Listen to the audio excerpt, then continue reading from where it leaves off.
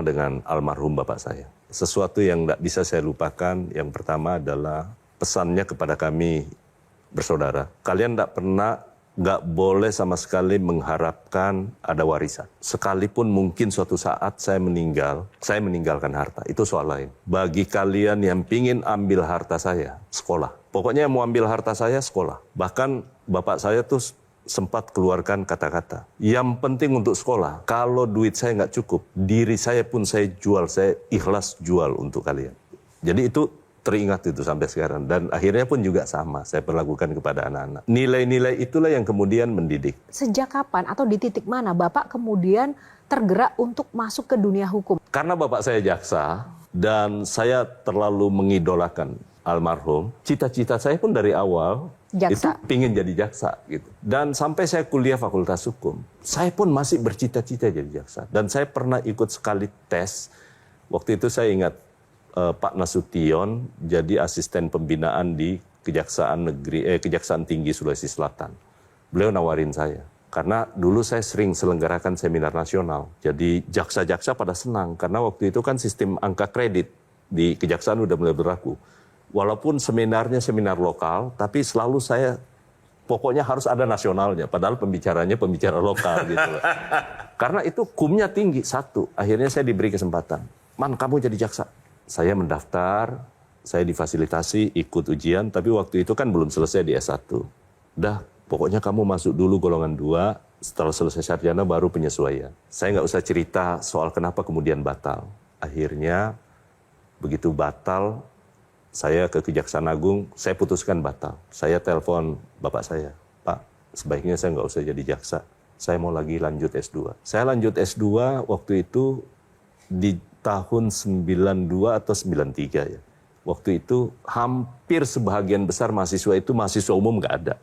Karena semua yang ikut itu adalah dosen-dosen waktu saya ikut. Harga diri satu bangsa itu kan sebetulnya terletak pada seberapa tegas dan tidak tebang pilihnya hukum yang terjadi, apalagi untuk rakyat dan aparaturnya, Pak. Nah, sedangkan yang terjadi di negeri kita dari jawaban Pak Menteri tadi, ada satu anomali, Pak. Kayaknya untuk kasus KKN, ini nggak terjadi demikian. Bahkan hukumannya cenderung justru kebalikannya dari apa yang dari tadi kita dengar. Yeah. Pertanyaan Sherly adalah, kenapa sih, Pak, RUU perampasan aset yang sangat ditakuti oleh koruptor itu seolah-olah itu seperti ditunda-tunda, jalan di tempat, bahkan semakin kesini sepertinya itu dijauhi atau dihindari untuk dibahas dan disahkan. Padahal itu kan adalah hal yang paling dikhawatirkan oleh para koruptor, Pak. Betul.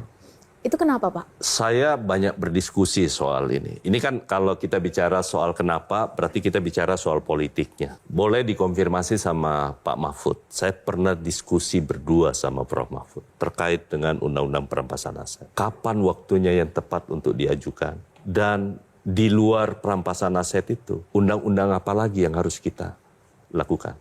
Prof. Mahfud selalu bilang bahwa di zaman Orde Baru, mengutip kata-katanya almarhum Bapak Pak Prabowo, Pak Prof. Sumitro kan pernah keluarkan angka 30% di zaman Orde Baru, duit itu nguang. Gitu. Kemudian Prof. Mahfud, beliau waktu menjadi Menko Polhukam sampaikan bahwa sejak zaman reformasi lebih gila dibandingkan di zaman Orde Baru. Bukan hanya soal volumenya, tapi menyangkut soal pelakunya. Kalau dulu itu hanya kalangan atas, sekarang ini sudah bisa hampir semua kalangan. Tapi bukan berarti yang di sini ya, hampir semua kalangan. Ini rakyat jelata, Pak. Ya. Nah, karena itu perlu strategi untuk kita lakukan.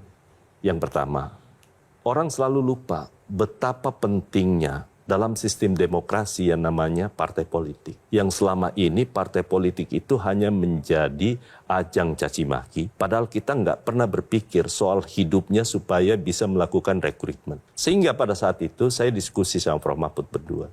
Prof, siapa yang nggak mau perampasan aset? Bagus kok. Saya ini bukan orang yang bersih. Dan saya katakan bukan hanya di sini. Di depan KPK pun pada saat saya masih jadi anggota Komisi 3, saya bukan orang bersih. Mungkin belum sial.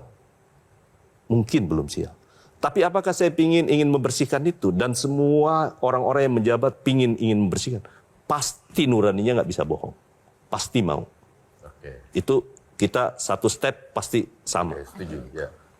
Yang kedua, Partai politik kalau nggak dipikirkan, kan kita harus berpikir pembatasan tindak pidana korupsi itu kita harus atasi dulu. Di pucuknya mana sih sebenarnya benangnya yang paling putus dan harus kita sambung. Partai politik, satu, dia tugasnya sangat mulia. Dia menciptakan pemimpin, tapi untuk menciptakan pemimpin, dia butuh kaderisasi. Kaderisasi, dia butuh pembiayaan. Sekarang pertanyaan saya, negara bertanggung jawab nggak terhadap pembiayaan partai politik? Partai politik manapun. Akhirnya partai politik mencari jalan yang pragmatis. Mencari funding di luar negara. Yang tentu pada akhirnya bisa menimbulkan kesepakatan-kesepakatan. Karena itu dulu saya mengusulkan. Di zaman Pak Abraham Samad menjadi ketua KPK, di hadapan rapat kerja dengan Komisi 3, karena waktu itu KPK begitu luar biasanya dipercaya. Saya sampaikan, Pak tolong buat kajian. Kalau masyarakat, kami yang buat kajian DPR, ataupun orang-orang di pemerintahan yang buat kajian, berapa sih yang layak negara bisa berikan kepada partai politik? Yang wajar, tetapi itu cukup. Jangan sampai memberi sesuatu yang nggak cukup, yang tidak ada gunanya. Nah karena itu, KPK akhirnya melakukan studi, mengeluarkanlah angka 10.000. Saya bertanya, 10.000 per satu suara. Kalau kayak seperti satu partai mendapat 10 juta, hanya mendapatkan 10.000 berarti kurang lebih 100 miliar. 100 miliar mau mencetak kaderisasi di seluruh Indonesia. Nggak akan mungkin pernah cukup. Sehingga dulu saya mengusulkan, Pak, boleh nggak ya kita mengusulkan dari total APBN kita, antara 0,5 sampai 1%. Kalau di politik ini sudah bisa kita bersihkan. Partai politik hitungan saya kalau itu bisa terjadi, bisa mendapat angka 1 triliun. Apakah besar? Enggak besar. Dibandingkan dengan yang disampaikan tadi, 30 plus yang lebih besar kan? Masa kita nggak mau pilih yang 1%? Kita sudah ketahui tadi dari penjelasan Bapak, memang sistemnya juga masih belum bersih ya, belum mendukung partai politik sehingga dampaknya multiplier effect begitu ya. Atau jangan-jangan memang sengaja dibiarkan begitu karena ternyata dirasakan untuk mencari uang dari di luar negara ternyata bisa lebih bebas dan lebih banyak sehingga akhirnya tidak diubah-ubah itu Pak, tidak segera dibersihkan sistemnya. Makanya saya katakan jangan buru-buru karena ini bukan persoalan yang sederhana yang seperti yang kita bayangkan. Pada Prof Mahfud dulu saya sampaikan, Prof tolong kita ajukan undang-undang satu paket, tetapi satu undang-undang perampasan aset. Ya. Kedua, pembatasan transaksi uang kartal. Yang ketiga, undang-undang partai politik. Ini harus satu paket kita ajukan. Kalau tidak diajukan tiga-tiganya, partai politik tidak mendapatkan porsi yang cukup untuk bisa mereka bergerak dan melahirkan kader-kader pemimpin bangsa. Ini nggak akan pernah jadi. Ini nggak akan pernah jadi. Nah karena itu saya selalu bilang kepada teman-teman waktu saya ditanya, kenapa pemerintah belum ajukan? Kami lakukan konsolidasi untuk bisa bertemu dengan semua partai-partai politik. Beri saya kesempatan. Dan yang kedua, Bapak Presiden Prabowo kan sudah melakukan hal yang sama sekarang. Dengan gerakan semua APH yang ada sekarang, walaupun mungkin ada yang bilang tebang pilih buat kami dan Bapak Presiden itu koreksi, tetapi saya pasti yakinkan bahwa apa yang Bapak Presiden lakukan sekarang itu tulus buat bangsa. Ya, terlepas dari perspektif orang ya, perspektif orang. Tapi itu udah bisa kita lakukan. Nah karena itu beri ruang, waktu yang cukup, yang tepat untuk melakukan konsolidasi di semua kekuatan partai politik. Karena nggak ada gunanya hari ini saya ajukan ke DPR. Akan mengalami nasib yang sama pada saat diajukan di periode yang lalu. Kan sudah tahu kata kuncinya siapa yang akan menentukan. Ya, apakah parlemen atau bukan? Konsolidasinya lama banget tapi Pak. Momentumnya itu berarti indikatornya 3 itu harus keluar sepaket gitu ya Pak ya? Yang kami tunggu. Itu pikiran saya. Oke. Pikiran saya. Dan tidak pernah berubah. Berarti yang paling berkuasa di sini adalah ketua partai politik. Iya. Bukan juga. Jadi kan yang saya maksudkan itu bukan soal partai politik atau tidak. Tetapi harus ada kerelaan bagi kita semua. Memberi support. Itu dulu yang penting nih. Saya justru mendukung kepada seluruh teman-teman adik-adik mahasiswa. Beri dulu, jangan dulu berpandangan negatif tentang partai politik, saya nggak salahkan. Tetapi Halo teman-teman, kembali lagi dengan saya di channel NES 2045 membahas seputar politik, pendidikan, hingga budaya. Nah teman-teman, tadi kita mendengarkan penyampaian dari cuplikan video sebelumnya masalah undang-undang perampasan aset yang tak kunjung disahkan sampai sekarang. Nah padahal banyak tuntutan, banyak yang menggaungkan agar itu segera dirancang dan disahkan oleh Dewan Perwakilan Rakyat. Tetapi sampai saat ini pengesahan itu tak kunjung tiba.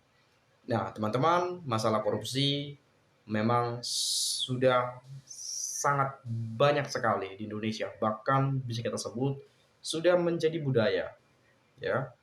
Karena setiap hari ada, setiap tahun ada, gitu ya. Setiap bulan ada. Mungkin belum keungkap, tapi sudah banyak yang terungkap. Mungkin ada, tapi yang belum terungkap, gitu ya. Nah, kan ini kan diperlukan. Bagaimana nanti perampasan aset bagi para koruptor itu, koruptor dimiskinkan, asetnya dirampas dan sebagainya menjadi milik negara. Atau mungkin diberikan kepada rakyat, kita nggak tahu juga. Nah, tapi itu perlu sekali untuk segera disahkan oleh DPR. Tapi kenapa sampai saat ini tidak disahkan? Ada apa anggota DPR yang ada di Senayan sana, misalnya seperti itu? Ada apa? Kenapa belum disahkan? Apakah mereka terlibat atau bagian daripada pelaku? Nah, kita tanya-tanya juga tuh ya. Jadi saya rasa bila memang ingin menuntaskan korupsi atau memang niat betul-betul gitu ya, harusnya disahkan dong. Nah, kan banyak tuh di anggota DPR RI dari fraksi partai-partai lainnya, itu harusnya dipertanyakan tuh, ada fraksi yang nggak setuju, ada DPR yang nggak setuju, dari fraksi mana tuh, dari partai mana tuh, ya itu bisa kita harus tahu juga gitu ya. Kenapa nggak setuju? Alasannya apa? Nah, apakah kasihan ketika aset para koruptor itu disita? Ya kan itu yang menjadi pertanyaan kita teman-teman. Dan ini sudah sejak lama loh, tapi belum ada disahkan ya. Saya jadi agak curiga gitu ya. Jangan-jangan mereka juga terlibat di dalam gitu ya. Tapi oke lah teman-teman ya, tadi sudah itu berpikir secara orang awam, by logika saja. Ya tadi juga sudah disampaikan oleh cuplikan video sebelumnya, tentu saya yakin Anda juga sudah mengerti. Nah, tapi saya akan coba melihat bagaimana sepertinya penyampaian teman-teman kita yang ada di komentar pada video ini. Saya akan baca satu persatu secara seksama dan dalam tempo yang sesingkat-singkatnya. Dari Muhasim ya di sini menyebutkan bahwa yang korupsi aja kebanyakan aparat mana mungkin mau mengesahkan RUU. Kalau pikiran rakyat simpel Pak, intinya kalau ada kasus korupsi berarti wajib rampas semua kekayaannya dan tidak pandang bulu. Siapapun itu. Kenapa undang-undang perampasan aset ditunda? Jawabannya simpel, karena calon-calon koruptor yang di belakang oknum-oknum pejabat dan penguasa diduga mau ancang-ancang melakukannya dulu biar sama-sama merasakan nikmatnya keindahan korupsi. Bubarkan saja DPR-nya, baru RUU ditetapkan. Ya bagaimana menetapkan kalau DPR-nya dibubarkan? Itu kan harus DPR juga yang buat itu gitu ya. Jawaban mengelak, artinya Bapak ini diduga pendukung atau pelaku korupsi juga. Gak ada ketegasan sama sekali. Wajah peninggalan kolonial terlihat sekali dari cara bicaranya. Dia tahu keinginan rakyat tentang undang-undang perampasan aset, tapi dia abaikan keinginan itu. Berarti DPR dan pemerintah korup semua. Mana mau dia ngesahin undang-undang yang menjerat dirinya sendiri. Bubarin aja semua partai politik. Wong jelas-jelas ngelola partai uangnya dari sulap semua. Kenapa tidak disahkan? Kata kuncinya cuma satu, senjata makan tuan. Sepertinya tidak akan habis masalah korupsi di negeri plus 62 selama mau masuk pendidikan harus bayar cukup tinggi. Baru mau masuk jadi politis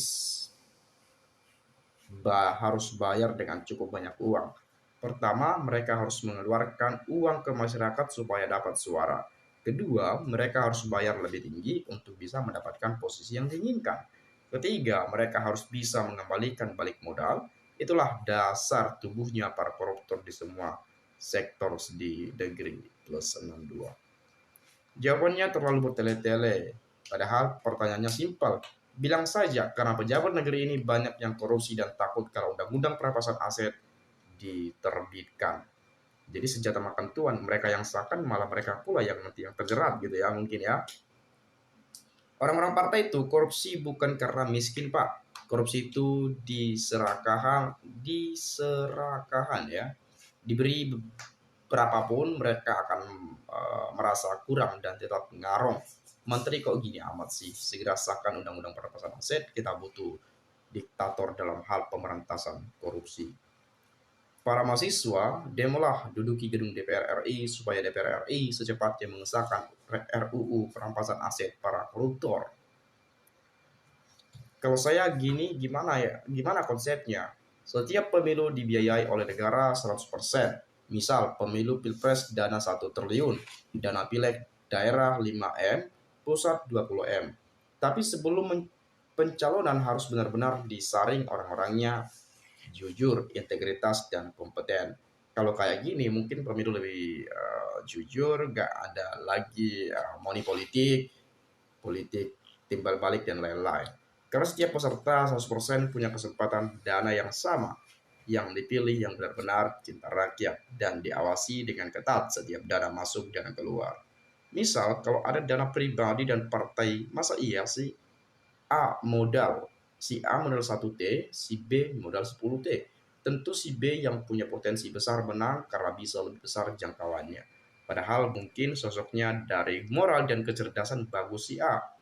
Itu baru bisa dikatakan benar-benar demokrasi. Sepertinya di Jepang juga hampir mirip gini konsepnya. Tapi sebelumnya harus dirombak hampir total perundangannya. Sahkan dulu undang-undang perampasan aset, undang-undang pembuktian terbalik, undang-undang hukum anti koruptor, jadi para calonnya yang moral buruk bisa langsung tersaring di awal. Iya ya, luar biasa ya kalau seperti itu memang. Tapi kalau kita melihat di apa namanya di pilpres, pilkas, segala macam, jadi kayak semacam lebih mengutamakan apa ya elektabilitas ya, popularitas. Padahal yang harus diuji sebetulnya moralitas, intelektualitas, ya, adaptivitas gitu ya. Itu yang harus diuji terlebih dahulu ya. Kalau hanya elektabilitas, oh dia terkenal nih, segala macamnya, banyak pendukungnya, diusung, padahal orangnya nggak becus, misalnya seperti itu. Ya sama aja bohong gitu ya. Tapi kalau moralnya diuji dulu, etikanya, adabnya, pengetahuannya, wawasannya, dan sebagainya macamnya, baru yang terakhir masuk ke elektabilitas. Nah, itu sebetulnya ya. Menurut saya, itu secara pikiran saya saja. Kalau saya salah ya silakan dikoreksi gitu ya. Nah, yang terakhir saya akan coba dari Budi Aridi. Jawaban beliau, parpol butuh uang besar untuk mencetak seorang pemimpin. Secara tidak langsung, beliau mengatakan kalau undang-undang perampasan aset disahkan, parpol menjadi kesulitan terkait pembiayaan. Sudah kutebak, parpol cari duitnya dengan cara apa? Saya nggak tahu ya, teman-teman jawab sendiri saja.